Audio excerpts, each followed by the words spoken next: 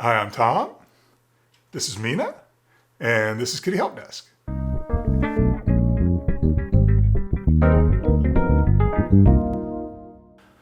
So I wanted to talk a bit about food bowl placement because in a lot of cases, people just kind of place their pets' food bowls where they're most convenient for us, as humans.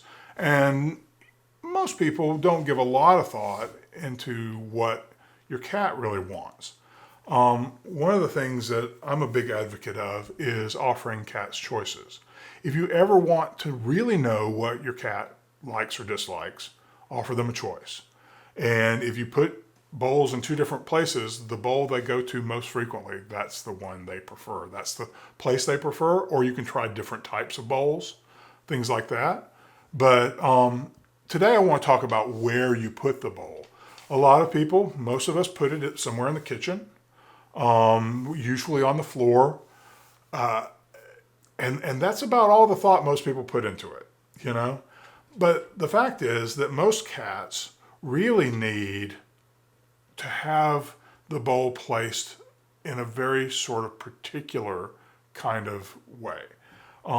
So first of all, you want to place it away from appliances, especially appliances like refrigerators or dishwashers, things that make noise in sort of sporadic ways. Like a refrigerator will kick on all of a sudden. And I don't know about you, but my refrigerator makes some crazy sounds.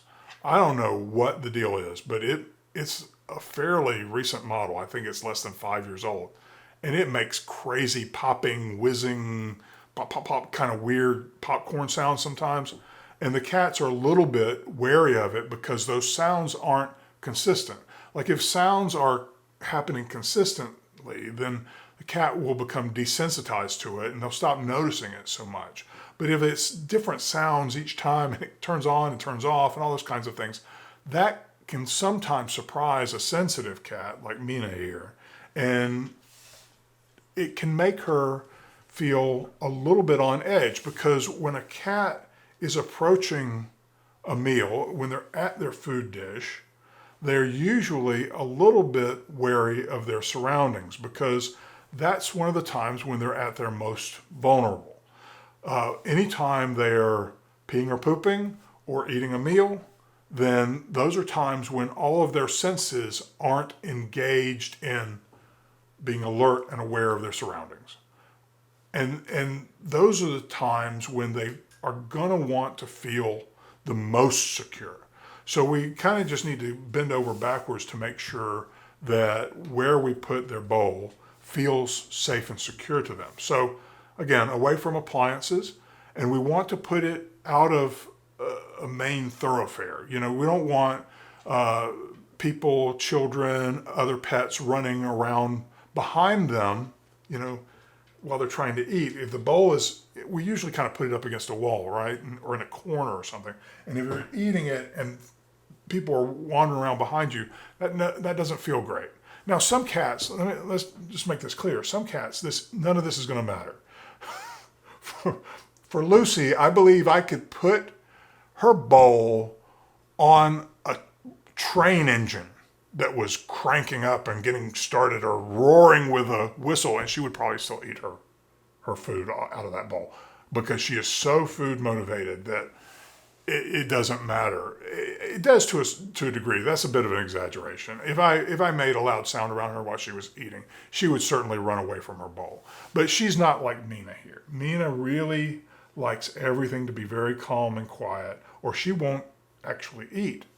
And that's where with a cat like her is where you really need to sort of double down on this and work to find ways to give them places to eat that aren't too stimulating and aren't going to trigger them to feel fear, anxiety, or stress. So the other thing to think about is if you have other pets, the relationship of the feeding areas is really important. If you have more than one cat, you need to make sure that each cat's feeding area can't be seen from where the other cats are eating. So that doesn't mean in another room necessarily, but it certainly does mean like they need to be on opposite sides of a counter or an island or around the corner from one another. Anything just so that there's no direct line of sight, because if there is direct line of sight, there's this feeling of competition that develops, that maybe that other cat's going to come over here and steal some of my food. Or maybe if I eat fast enough, I can go over there and steal some of that cat's food. There's this resource management kind of side to the world of cats, and they're always going to be trying to manage their own resources, protect their own resources, and then look for others elsewhere. So making sure that they can't see one another while they're eating will go a long way toward helping them feel less competition between one another.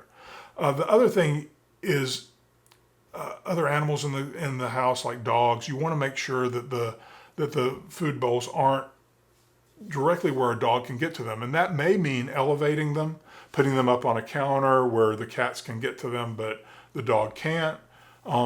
Whatever you need to do to make this safe. Some people will use baby gates that are raised off the floor far enough for the cat to go under to go into another room, but the dog can't fit under there, and that can be a good solution too. One other thing that's a consideration if you're in a smaller space, like a studio apartment, is you want to put the bowl as far away from the litter box as you can, because honestly, nobody wants to eat where they poop. And cats are just like us in that regard. So even if you don't have a lot of space, just separate them as much as you can. That'll make your cat a lot more willing to eat from the area where you choose. I've seen cats actually remove food from a bowl, especially if it's large pieces of food or whatever, raw food and things like that. I've seen them actually remove it from the bowl and move it somewhere else to eat it, because that other place, it just feels more comforting. It feels more safe, you know? I think it's perfectly okay to put like a placemat under their bowl. That makes cleaning a little easier. Placemats are also very useful in training go-to-mat behavior if you do clicker training. And that can be helpful to associate that with the food bowl as well. Make it very attractive to the cat. But whatever you do, it's mainly important that you pay attention to the cues your cat is giving you. If your cat seems frightened or reluctant to eat when you put the food down, then it might be worthwhile to explore some other locations in your home for the food bowl. The kitchen isn't the only place where cats can get fed. They could get fed anywhere in your home. And in my case, I actually feed Mina right here.